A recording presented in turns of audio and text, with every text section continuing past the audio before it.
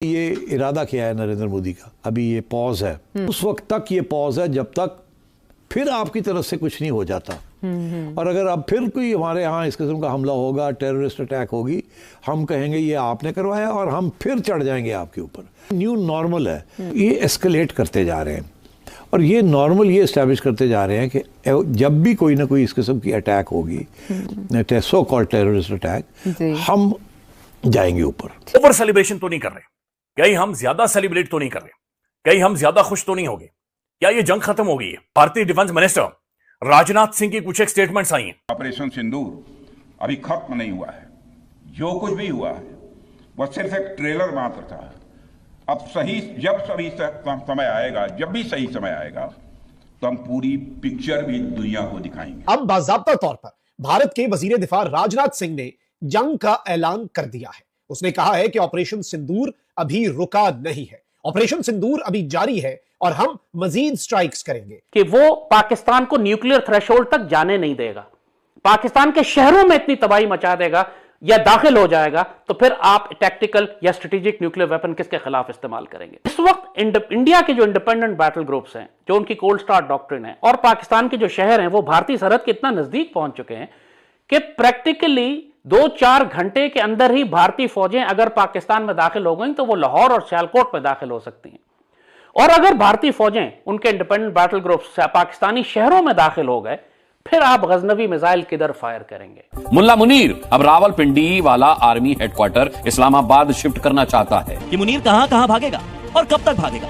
براجت سینا کا سیناپتی میدان میں پیٹھ دکھا کر زیادہ دنوں تک بچ نہیں سکتا، تو ملا منیر راول پنڈی میں رہے یا اسلام آباد میں، جہاں بھی ہوگا ہندوستانی بم اس کا ایڈریس ڈھونڈ ہی لیں گے۔ اسی لیے بھارت کے لیے پاکستان کے ہر سینہ ٹھکانے کاغذ کے لباس کی طرح۔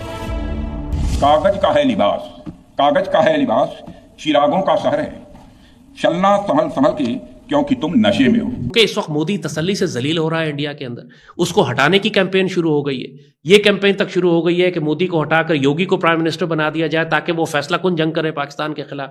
سو مودی از انڈر پریشر، اور وہ لازمی ایک ویو جو اور لے کر آئے گا، اس میں وہ گراؤنڈ فورسز بھی انگیج کرے گا، نیوی بھی انگیج کرے گا، جو اب تک اس نے انگیج نہیں کی ہیں۔ گراؤنڈ فورسز اور نیوی ابھی تک ساری میزائلز کی، ڈرونز کی اور ایئر فورس کی جنگ ہوتی رہی ہے۔ نیکسٹ فیز زیادہ وائڈ سپریڈ، وائڈ سکیل ہوگا، زیادہ بلڈی ہوگا۔ انڈیا ہر جگہ ذلیل ہو چکا ہے، لیکن نیکسٹ راؤنڈ کے لیے وہ زیادہ تیار ہو کر آئے گا۔ اگر اللہ نہ کرے ہمیں میدان جنگ میں کچھ زیادہ چوٹ لگتی ہے تو دشمن اپنے اس آج کو جو کچھ اس کو نقصان ہو رہا ہے اس ایڈوانٹیج کو واپس ریگین کرنے کی کوشش کرے گا۔ So we have to be very careful. In fact ہم کہیں گے کہ جب معلوم ہے کہ دشمن آ رہا ہے تو پرویکٹیو ہو کے، پریمپٹیو ہو کے آگے بڑھ کر آپ اس کو مارنا شروع کر دیں۔ سیز فائر کی ہمیں کوئی فالو کرنے کی ضرورت نہیں ہے۔ We should beat the hell out of them, ان کی کیپیسٹی ختم کر دیں کہ وہ دوبارہ کوئی سیکنڈ ویو ہم پر لانچ کر سکے۔ ہم کم از کم ڈیمز تباہ کر دیں جا کے، تاکہ وہ انڈس واٹر ٹریٹی کا جھگڑا ہی ختم ہو جائے۔ آئندہ کے لیے کوئی ضرورت نہیں ہے کورٹ آف آربیٹریشن میں، یونائٹڈ نیشنز میں اور انٹرنیشنل باڈیز میں جانے کی۔ اب فیصلے میدان جنگ میں ہوں گے۔ We should accept the reality. 21ویں صدی کی گراؤنڈ ریالٹی مختلف ہے، 20ویں صدی کے documents and laws and rules ختم ہو چکے ہیں۔ تو let's follow the 21st century law and that is might is right. اگر آپ میں طاقت نہیں ہے اپنا حق لینے کی تو پھر آپ روتے پٹتے رہیں گے، ذلیل ہوتے رہیں گے۔ تو let's go and hit them hard, اس سے پہلے کہ وہ ہمارے اوپر آئیں۔ ہمارے کم از کم جو اسٹریٹجک آبجیکٹو پانی کے معاملے میں ہے، اس کو ہمیں اچیو کر لینا چاہیے، اور اس کے لیے ڈیمز کو توڑنا ضروری ہے۔ انہوں نے بھی ہمارے ڈیم پہ حملہ کیا تھا، تو ہمارے پاس پورا ریزن ہے۔ نمسکار، جے ہند دوستوں، سواگت ہے آپ کا نئے ویڈیو میں۔ دوستوں، اس سمے پاکستانی کہہ رہے ہیں کہ ہمیں بھی بھارت کی طرح S-400 لینا چاہیے، بھارت آگے بھی ہم پہ حملہ کرے گا، جیسا کہ راجناتھ سنگھ نے کہا تھا کہ ابھی آپریشن سندور پورا نہیں ہوا ہے، صرف ایک پاز موڈ میں ہے، اور ہم اگر پاکستان کوئی اور دوسری حرکت کرتا ہے، کوئی ایسی حرکت یا پاکستانی کوئی ایسا آتنکوادی کا حملہ کراتا ہے تو ہم دوبارہ سے اٹیک کریں گے، اور اب اس بار ایسا اٹیک کریں گے پاکستان کی چیتھڑے اڑا دیں گے۔ یہ سرکار نے طے کر دیا ہے۔ تو اب یہ پاگل پاکستانی کہہ رہے ہیں کہ انڈیا ہم پہ پھر سے حملہ کرے گا تو ہمیں بھی S-400 لینا چاہیے، اور اس کے لیے ہمیں پورے طریقے سے تیار رہنا چاہیے۔ ان کو نہیں پتا کہ پہلے یہ روٹی ہی کھا لیں، اس کے بعد یہ S-400 خریدیں گے۔ تو ویڈیو کو پورا دیکھیے گا، اگر ویڈیو پسند آتا ہے تو چینل کو سبسکرائب کریے گا۔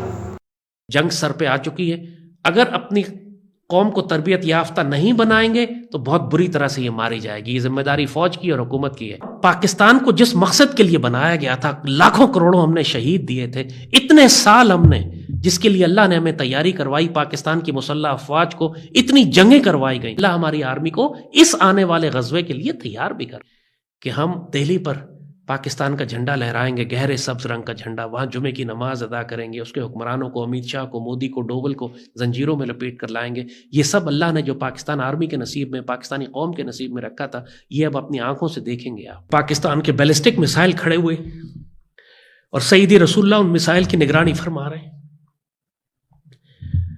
अब मुझे बताओ, इसीलिए तो ये गज़वा हिंद है, इसकी रूहानी क़यादत सईदी रसूलुल्लाह फरमाएंगे। और तुर्की ने तो खास तौर पर जब हक अदा किया कि उन्होंने अपना बहरी जहाज भी लाके कराची में खड़ा कर दिया, हालांकि उस बहरी जहाज ने जंग क्या करनी है, लेकिन इंडिया को मैसेज दे दिया कि पाकिस्तान और भारत के दरमियान में तुर्की खड़ा हुआ है।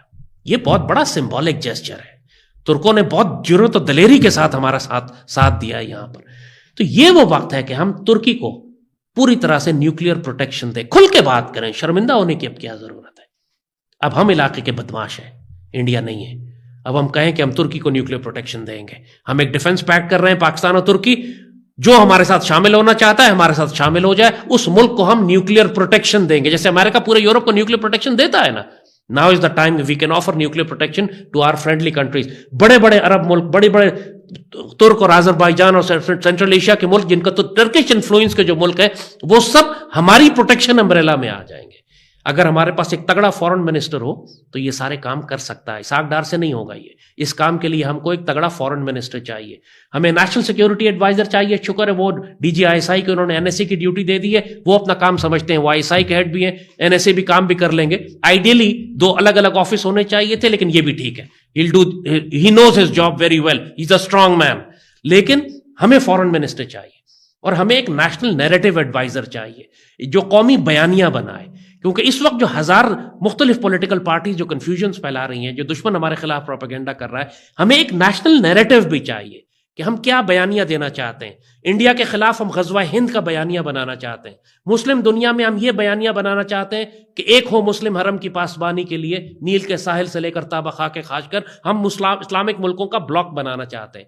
हम ये बयानिया बनाना चाहते हैं कि मुसलमान मुल्क इकट्ठे इसराइल के खिलाफ कार्रवाई करेंगे कि वो फलस्तीन के मुसलमानों पर जुल्म बंद करे। हमें नैरेटिव भी चाहिए, हमें साथ साथ मिलिट्री ब्लॉक भी चाहिए। तो नेशनल सिक्योरिटी एडवाइजर आपका डिफेंस एंड मिलिट्री ब्लॉक बनाएगा। आपका फॉरेन मिनिस्टर पाकिस्तान को मुस्लिम दुनिया के स्टेज के ऊपर एज अ लीडर प्रोजेक्ट करेगा। नेशनल नैरेटिव एडवाइजर जो है वो आपका कौमी बयानिया बनाएगा, जो मुस्लिम वर्ल्ड की तरफ और अपनी कौम की जानिब एड्रेस करेगा, ताकि पूरी कौम की तरबियत उन लाइंस पर की जाए। ये है वो ग्रैंड स्ट्रैटेजी जिसके लिए हमको पहले काबिल अफराद चाहिए।